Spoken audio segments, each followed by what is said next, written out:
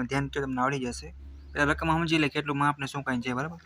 30 mm અને 50 mm બાજુવાળી લંબચોરસ plate તેની નાની બાજુ પર એચપીમાં પડેલ છે અને લંબચોરસ પ્લેટની નાની બાજુ વીપી સાથે 30નો ખૂણો બનાવે. તો જ્યારે લંબચોરસ પ્લેટની સપાટી એચપી સાથે 45નો ખૂણો બનાવે તો તે લંબચોરસ પ્લેટના પ્રોજેક્શન દોરો.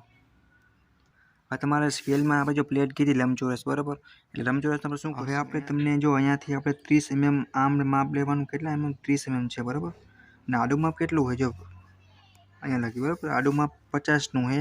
પ્લેટ બનશે આપણે ટોટલ 30x50ની, એટલે એટલું મેજર માપ કરી લેશું આપણે. આ 50નું થઈ ગયું, પછી ઉપર પાછું 30નું, બરાબર. માપ તમારે પ્રોપર લેવાનું હોય, બરાબર. એટલું છે તમારે જાળવવાની. અહીંના આપણું ટોટલ 30x50ની પ્લેટ પૂરી થાય, બરાબર. અને આ જ પ્રોજેક્શન તમારે ઉપર લઈ જવાના છે. કેટલા? આ પ્રોજેક્શન તમારે ઉપર લઈ જવાના, બરાબર. બેઠે બેઠા ફિલ થઈ જાય ને પછી તમારે સાથે નામ આપી દેવાનું. અહીંયા A ડેશ અને B ડેશ, બરાબર. નામ આપી દો. અહીંયા સાઈડમાં પણ આપી દો C ડેશ અને D ડેશ, બરાબર. એ વસ્તુ ખાસ ધ્યાન રાખશો. આ આપણું 30નું લીધું તો એ પણ આપણે લખી નાખશી. અને આ માપ કેટલું આડું તો એ 50નું હોય, બરાબર. ડાયમેન્શન તમારે સાથે આપી, જેટલું કામ સાથે કરતા જશો એટલું તમારે લાસ્ટમાં ભૂલાશે નહીં, બરાબર. ડાયમેન્શન પણ આપણે આપી દેશે, એટલીસ્ટ ખબર પડે કેટલાનું હોય, બરાબર.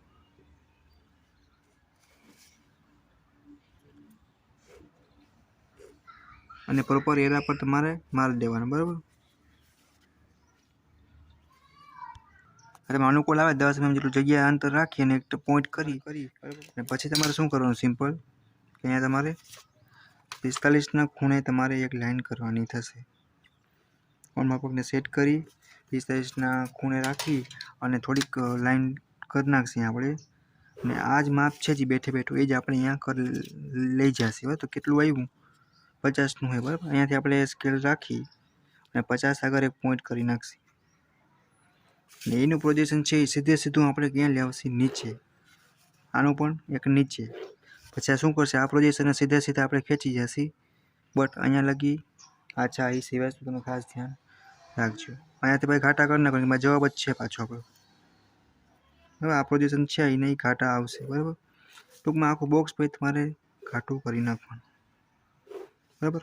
અને અહીંયા આપણે નામ આપવાના એ બાકી રહે. અહીંયા A ડેશ અને B ડેશ, અહીંયા C અને D ડેશ, બરાબર. એ આપી નામ આપી દેશે આપણે. અહીંયા A D, અહીંયા B,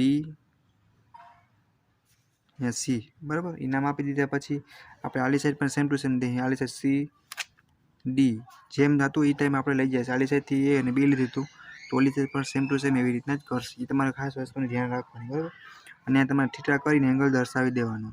થીટા કરીને એંગલ તમારે દર્શાવી દેવાનું, બરાબર. પછી તમને અનુકૂળ આવે અહીંયા પોઈન્ટ તમારે લઈ લેવાનું.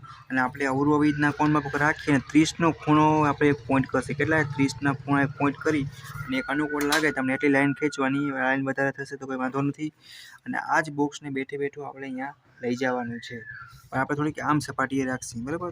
અનુકૂળ આવે એટલે જો તમારે મેઝર કરી લેવાનું. આ જ છે એ જ બેઠે બેઠું અહીંયા જશે. એટલે આ આપણું 35 જેવું થાય, બરાબર. તો અહીંયાથી આપણે જો 35 આવે એટલું લઈ જશે, બરાબર. આ લાઈન ઘટે તો વધારે નાખવાનું, તમારી મૂંઝાવાનું નથી કંઈ. આ 35 આ વચ્ચેનો જે માપ છે પાછું મેઝર કરી લેવાનું. તો આપણે કેટલું 30 જેવું થાય, બરાબર. તો આપણે 30 એક પોઈન્ટ કરી નાખીએ. તમારે રોલર સ્કેલ અહીં લેતું જવાનું આમ પેરેલલ, બરાબર. અત્યારે સ્કેલથી કરું બટ તમારે રોલર સ્કેલથી પ્રોપર થવું જોઈએ, બરાબર. જો આ 10 20 30 અને આપણું 35. પછી તમારે આ બેને જોઈન્ટ કરી દેવાનું. એવું હોય તો પાછું તમારે અહીંયાથી પેરેલલ લઈ અને પછી તમે ડ્રો કરી શકો. વધારાનું હોય તમારે એ છેલ્લે રફ કરી નાખવાનું થાય, બરાબર. એ વસ્તુની ખાસ તમારે ધ્યાન રાખવાનું. આ લાઈન આપણે ગઈ હતી તો થોડીક આપણે વધારી નાખીએ, બરાબર. એ વસ્તુ તમે એડજસ્ટ કરી લેવાની એટલી નાની વસ્તુ. અને જે આ બે પોઈન્ટ મળ્યા એ પણ આપણે અહીંયાથી પ્રોજેક્શન ખેંચી લેશે. પ્રોજેક્શન ખેંચ્યા પછી તમારે નામ આપી દેવાનું. A, અહીંયા B, બરાબર. અહીંયા C, અહીંયા D. રેડી. પછી આના જ પ્રોજેક્શન તમારે ઉપર લઈ જવાના છે બેઠે બેઠા. આ એક પ્રોજેક્શન, આ B આપણું, ને ત્રીજું આ મળશે આપણું. પ્રોજેક્શન ખેંચ્યા પછી સેમ પ્રોસેસ કરી નાખશે આપણે. અહીંયા પર નામ આપી દેશે A. અહીંયા આપણે જો અહીંયા વસ્તુ અહીંયા લગીને પોઈન્ટ છે એક પોઈન્ટ, એટલે B એ ઘાટું કરી નાખવાનું. આપણે સહેલું રહે. અહીંયા આપણે આવશે એ D ડેશ આવશે ને અહીંયા આપણું આવશે એ C ડેશ. પછી તમે શું કરશો? કે અહીંયાથી છે અહીંયાથી તમારે જોઈન્ટ કરી નાખશો. આપણે અલગ પેનથી કરીએ તમને આઈડિયો વધારે આવે. એક અહીંયાથી એટલું અને અહીંયાથી લાસ્ટ, બરાબર. આમ કર્યું ખાટું, પછી તમારે અહીંયાથી આને જોઈન્ટ કરી દેવાનું ખાટું કરી. અહીં તમારે ઘાટી પેન્સિલ યુઝ કરવાની એટલે તમને આન્સર પ્રોપર દેખાય, બરાબર. આ થઈ જાય પછી તમારે છે ને આ જે એંગલ લીધો હોય અહીંયા પર સાથે આપણે એવી રીતે લાઈન કરી અને આમ કરીને થીટા વાળે દર્શાવી દેશે. તમારો જે આ બોક્સ આ જે તમને મળે એ તમારો આન્સર છે, બરાબર. આટલું તમે કામ કરો એટલે તમને આના 6 થી 7 માર્ક્સની અંદર પ્રોબ્લેમ પૂછે પર વાંચી અને ડ્રો કરી નાખો. સહેલામાં સહેલો પ્રોબ્લેમ આ નાની પહેલાંનો હતો, પહેલો બે સહેલા, બીજો તો હાર્ડ હતો. પ્રેક્ટિસ કરો એટલે એટલીસ્ટ તમને આવડી જાય. કાંઈ નહીં, પહેલાં માપ લીધું, પ્રોજેક્શન કેટલે ડિગ્રી કેટલાને ખૂણે હતું એ તમારે જોવાનું છે. એટલે એટલું માપ અહીંયા બેઠા બેઠા અહીંયા આપી દો, હેઠળ આવો, પછી એક ખૂણો બીજો આપ્યો એ તમારે પોઈન્ટ કરી અને મેઝર કરી અને અહીંના પ્રોજેક્શન હાથ બેઠા બેઠા કરી અને ઉપર લઈ જાઓ અને ડ્રો કરી નાખો.